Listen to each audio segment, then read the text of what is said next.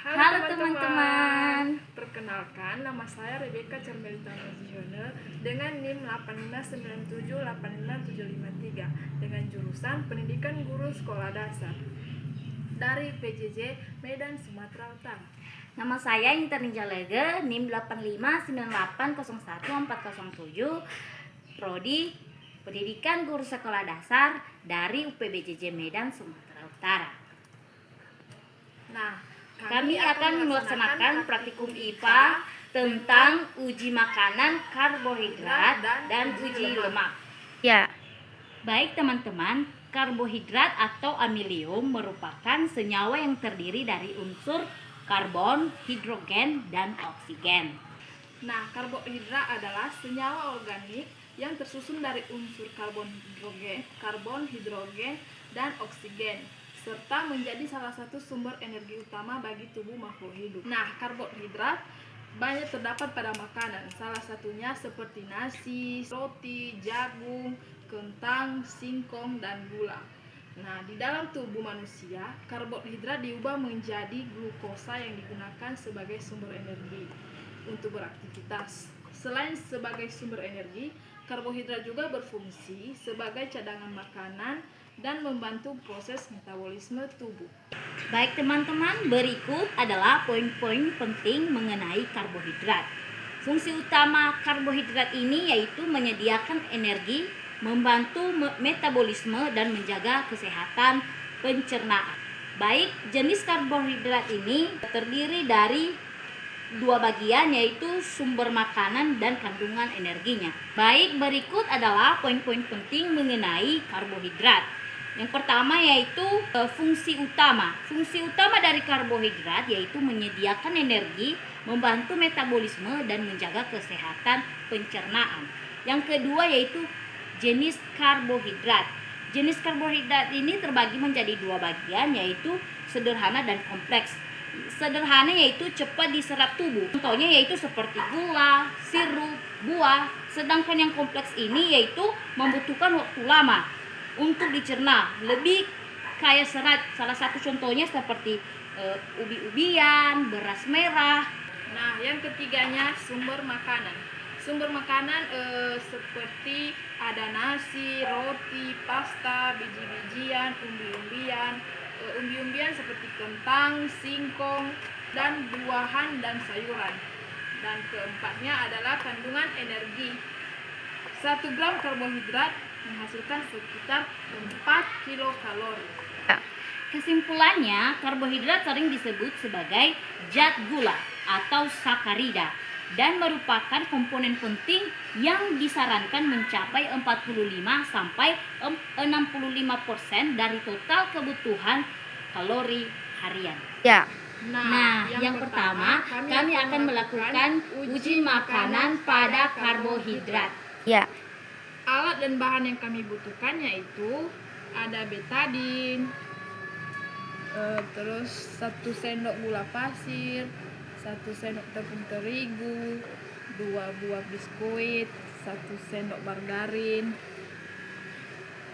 2 iris kentang, 2 iris tahu, 2 iris pisang, 2 iris apel, dan nasi secukupnya. Ya. Baik teman-teman, setiap bahan makanan di sini akan kami teteskan menggunakan betadin sebanyak 2 sampai 3 tetes saja. Coba diperhatikan ya teman-teman. Pisang 1, 2. Apel 1, 2. Nasi 1, 2, 3. Biskuit atau roti 1, 2. Tepung 1, 2, 3. Gula 1, 2, 3. Kentang 1, 2, 3. Tahu 1, 2, 3. Selanjutnya 1, 2, Satu, dua. Margarin.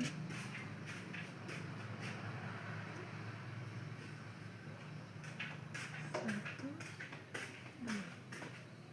Satu, dua.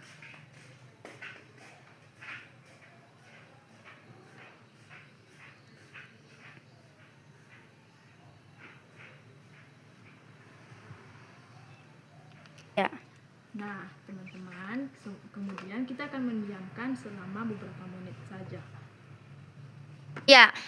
Kemudian kami akan memperhatikan bahan makanan yang kami uji tadi. Apakah mengalami perubahan warna atau tidak? Baik teman-teman, kita bisa menyaksikannya secara langsung bagaimana perubahan warnanya. Baik, menurut pengamatan kami di sini, tidak semua bahan makanan ini menunjukkan warna biru keunguan. Di sini sudah tersedia berbagai bahan makanan, tapi tidak menunjukkan warna biru keunguan. Salah satunya seperti nasi, tepung.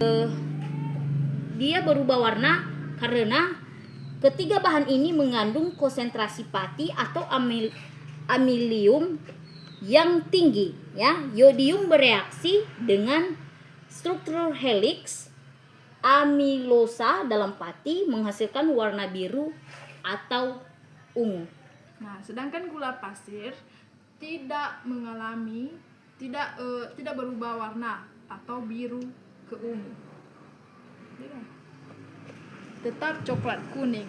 Gula pasir adalah jenis karbohidrat sederhana atau sukrosa, bukan karbohidrat kompleks atau amilum, karena tidak memiliki struktur amilum. Yodium tidak akan menghasilkan warna biru ungu.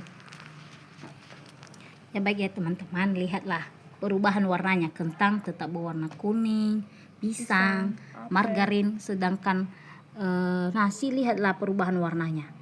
Ya, langsung drastis berubah warna biru keunguan. Dan yang menunjukkan karbohidratnya ada nasinya, ada biskuit, sama tepung.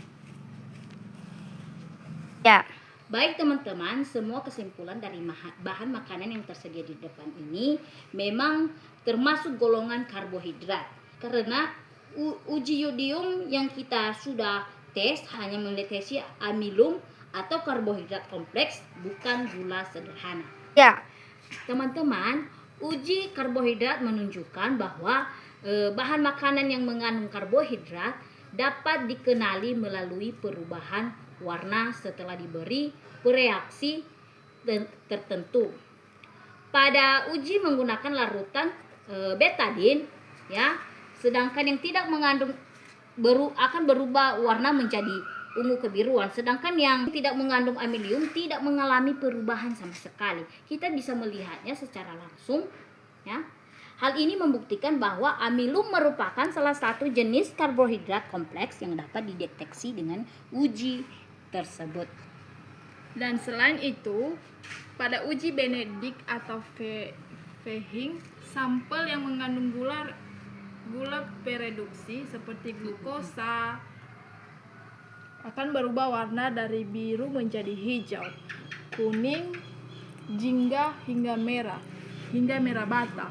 Setelah dipanaskan, tergantung kadar gula yang terkandung. Semakin pekat warna yang terbentuk, semakin tinggi kandungan gula pereduksi dalam sampel.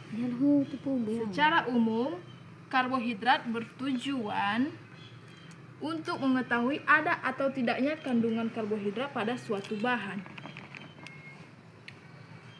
bahan makanan, serta membedakan jenis karbohidrat sederhana dan kompleks.